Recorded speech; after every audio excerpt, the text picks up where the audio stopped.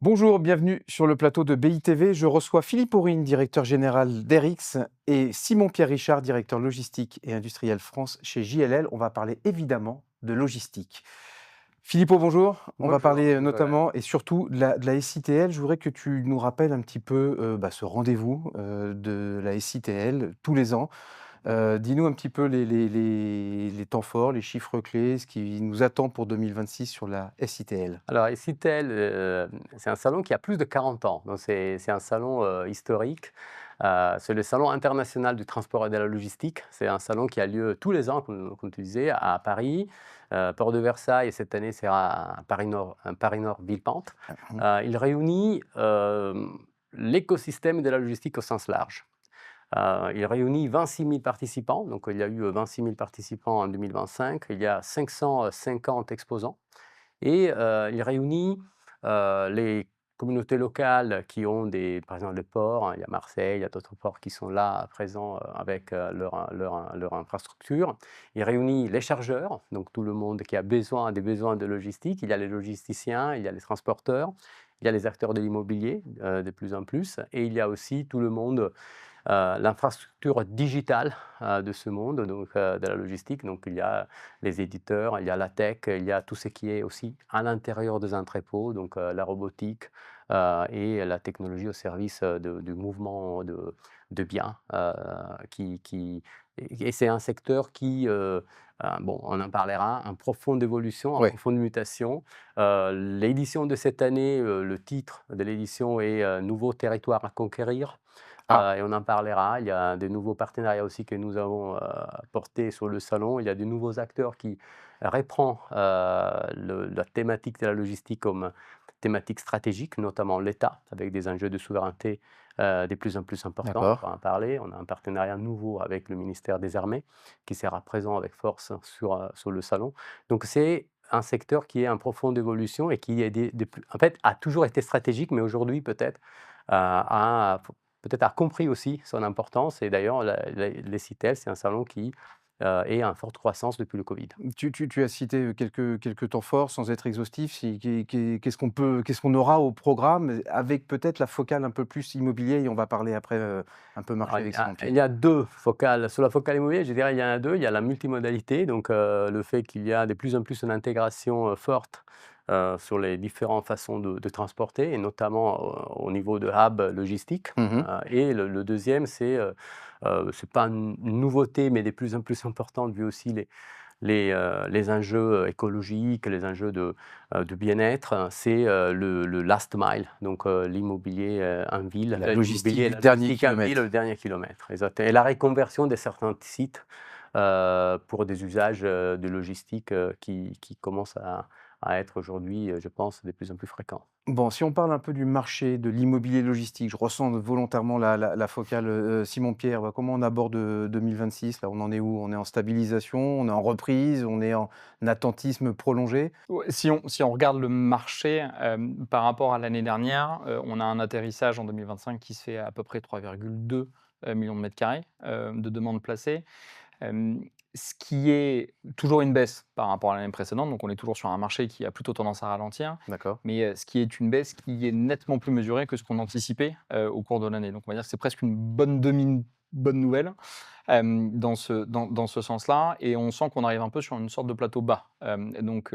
On estime que 2026 devrait être à minima une stabilisation, et on espère qu'elle soit un peu plus que ça et qu'on soit, sur une période, on va dire, un premier redémarrage du marché. Mais aujourd'hui, les priorités des utilisateurs, qu'ils soient chargeurs, qu'ils soient prestataires logistiques, que ça soit, de la grande distri ou du e-commerce, aujourd'hui, on sent, une évolution des attentes des utilisateurs? En tout cas, on va dire qu'il y a 5 grands drivers qui nous font dire que les années à venir devraient être un peu meilleures que ce qu'on a connu pendant les 2-3 dernières années.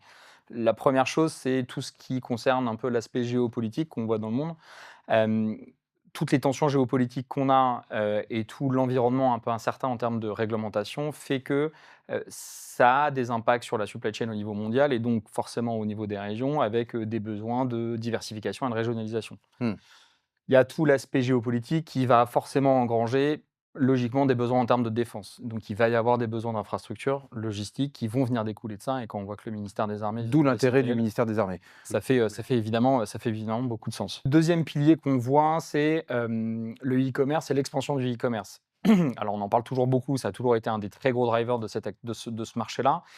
Mais ce qu'on voit, c'est que les choses sont un peu en train d'évoluer. Déjà, en termes de secteur d'activité, on voit que les secteurs d'activité, par exemple, de tout ce qu'on appelle la grosserie ou tout ce qui va être le bien-être ou tout ce qui va être la parapharmacie ou la pharmacie, Mmh. il y a une vraie profondeur de marché là-dessus en termes de e-commerce qui est en train de se développer et donc ça va faire bouger les lignes. Donc ça reste un moteur de la demande. Ça reste un moteur de la demande. Et le deuxième impact qu'on voit, c'est notamment tous les e-commerçants asiatiques qui sont en train de faire changer leur stratégie, où avant, ils avaient une capacité de faire venir directement la marchandise depuis l'Asie jusqu'au consommateur final. Oui. Bon, comme vous avez pu le lire dans la presse, il y a eu quelques petits ajustements, on va dire, là-dessus, et l'Europe a un peu montré les muscles, mais c'est plutôt une bonne chose parce que ça vient forcément leur faire changer leur stratégie, et ils vont avoir besoin, et ils sont déjà en train de le faire, de déployer des infrastructures réelles sur le territoire européen. de Donc ils façon vont un peu devoir large. s'implanter. Donc forcément, une fois de plus, ces mutations-là vont avoir un impact sur la demande. Il y a la transformation technologique comme troisième pilier, on en a parlé un peu, les CITL, c'est un très beau, une très belle esplanade pour aller voir un peu toute l'innovation qu'on peut faire à l'intérieur des entrepôts, mais les utilisateurs aujourd'hui font excessivement attention et investissent beaucoup dans la digitalisation, dans l'intelligence artificielle, dans la robotique, dans l'automatisation. Et donc ça, c'est quelque chose qui va venir avoir aussi un impact sur les besoins des utilisateurs, que ce soit sur le court terme ou le moyen terme. Oui, c'est presque un salon tech, j'ai envie de dire, aussi. Il y a une partie tech, hein. On a toujours l'impression qu'un entrepôt, c'est juste, un hangar, 3 palettes et 2 caristes, mais ça va beaucoup plus loin Ah, aujourd'hui. c'est un peu plus complexe que ça, ouais. Oui, on est d'accord. Ouais, de moins en moins, de plus en plus. C'est-à-dire, oui, il y a de plus en plus tech. D'ailleurs, c'est la partie qui se développe le plus vite Mmh. chez nous. Et on parle de tech, on parle effectivement de la partie digitale ou logicielle, mais on parle aussi de la robotisation, on parle de l'automatisation, etc. Et on voit clairement, de notre point de vue d'organisateur, qu'il y a un choix qui est fait par les utilisateurs finaux, les chargeurs ou les donneurs d'ordre de l'industrie, qui est de plus en plus intégré et holistique. C'est-à-dire, on ne choisit plus des solutions juste en regardant une partie de la value chain, une partie des composantes, mais on regarde l'impact total et on regarde un peu le service complet, donc Mmh. qui va du transport au traitement, à la localisation des entrepôts, au traitement à l'intérieur, à l'impact environnemental, à la consommation énergétique. En fait, c'est quelque chose qui, aujourd'hui, commence à être intégré, mais qui n'était pas forcément le cas de cette façon il y a 10 ans peut-être. Et Mmh. nous, on voit un Essitel qui, en fait, se transforme et il y a des secteurs qui sont à la limite moins visibles, mais qui sont très présents, comme le monde du transport, qui est très présent, mais plus en tant que visiteur aujourd'hui peut-être qu'en tant qu'exposant.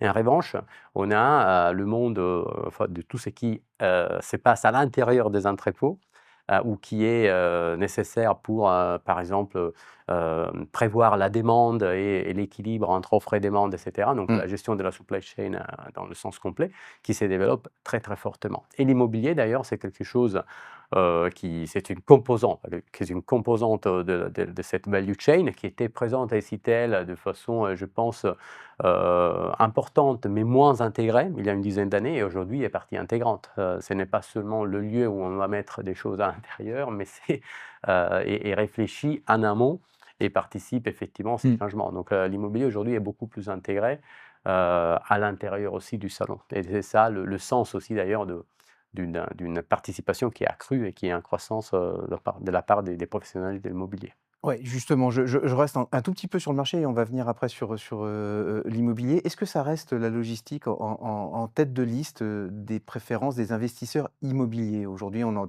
beaucoup entendu dans la location d'actifs bed and shed. Depuis, il y a le petit mot data center, qui bourdonne, aux oreilles, mais est-ce que la logistique, qu'elle soit petite, qu'elle soit du last mile, ça reste aujourd'hui une thématique principale pour les investisseurs? Oui, oui, clairement, ça fait partie des grosses thématiques. C'est une des grosses transformations du marché de l'investissement, depuis les 10 dernières années où la logistique, enfin le segment logistique de façon assez large est devenu, une composante dédiée de la part de l'allocation de la majorité des investisseurs. notamment liées à tous les piliers dont on a Mmh. parlé un petit peu avant. On peut encore ajouter le manufacturing, la réindustrialisation. Mmh. Il y a tout l'aspect décarbonisation, dans Ouais. lequel on peut trouver énormément de création de valeur. Tous ces éléments-là font que ça reste, un peu une des pierres angulaires de l'allocation des investisseurs. Et si on regarde, l'année dernière, le segment logistique et industriel sur le marché de l'investissement, c'est 30% des engagements de l'immobilier banalisé. D'accord. Donc, sans dire que c'est forcément, la part de marché qu'on veut tous, Ouais, mais mais ça rester de démontre la que, niche, hein. Où on voilà, est 30% de ce qui s'est passé, bah, ça s'est passé sur ce segment-là. Donc ça démontre bien quand même un peu la réalité de l'allocation des investisseurs. très clair. Et puis il y a un point de ralliement, à la SITL pour, les acteurs, immobiliers, c'est notamment le pavillon, à Philog. Philippot, qu'est-ce Oui. qu'on peut dire, Et c'est un partenariat dessus? depuis déjà plusieurs années. C'est un Mmh. partenariat qui marche bien. Philog, comme tu disais, c'est un peu l'agrégateur de la communauté, vu son rôle.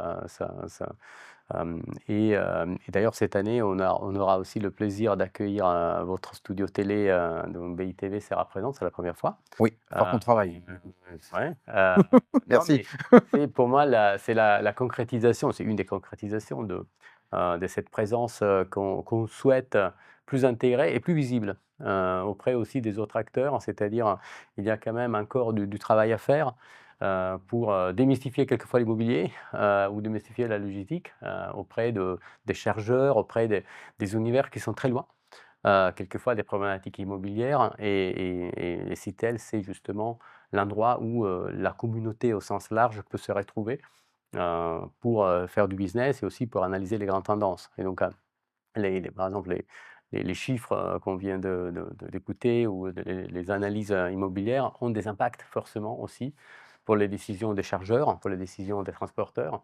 Et donc, l'objectif de la présence, par exemple, d'Afilog et de cette présence immobilière au sein des Citel, c'est justement de permettre ou de faciliter cette communication et ce partage pendant les 3 jours du salon, mais aussi après sur les semaines et les mois qui suivent. Bon, JLL sera présent, et Ouais, exposant, ouais, au bien sûr, salon? ça fait longtemps qu'on est présent. On était avant présent, avec le pavillon à Philog, parce on est membre administrateur d'ailleurs. Mais depuis c'est la deuxième année où là, on a pris un petit peu de liberté mais on a notre propre stand, ouais, bien sûr. C'est un moment qui est très important pour, toutes nos équipes, parce qu'on est présent pour la partie investissement, pour la partie commercialisation locative, aussi pour la partie conseil utilisateur, conseil en supply chain et bah, c'est un moment où on peut partager nos visions avec nos clients, où on peut comprendre un peu mieux ce qui se passe chez eux et on a comme vous le disiez, tout l'écosystème et Dieu sait qu'un bâtiment logistique, c'est un poil plus complexe que, 3 palettes et 4 murs et que si on ne sait pas traiter la chaîne de valeur de A à Z, bah, forcément, on rate un gros morceau. Bon, dernière question et conclusion, Philippot. Qu'est-ce qu'on peut donner comme argument pour, convaincre les derniers réticents, ceux qui veulent pas aller à Villepinte? Qu'il faut y être, du 31 mars au 2 avril, c'est là où la communauté, l'industrie de la logistique européenne, mais avec une très forte composante française, se retrouve. Et c'est là où non seulement le business est fait, mais c'est là où on peut décrypter en avance les tendances. Et on sait très bien, on sait par d'autres salons, dont le MIPIM, que la communauté immobilière connaît bien, que quelquefois il faut y être pour avoir la vraie information, pour avoir le vrai dialogue, pour avoir le face-to-face, pour avoir les 2 minutes qui comptent. Et donc Citel, c'est un peu la même chose. Très bien, très bonne conclusion, comme quoi tout ne se fait pas par Teams. Il faut être un petit peu des fois sur le terrain et on y sera. Merci infiniment messieurs et puis Merci. donc, Merci. rendez-vous à la SITL. On rappelle les dates? 31 mars, 2 avril, 26. Bon, bah, je vais noter ça dans mon agenda. Absolument. Merci.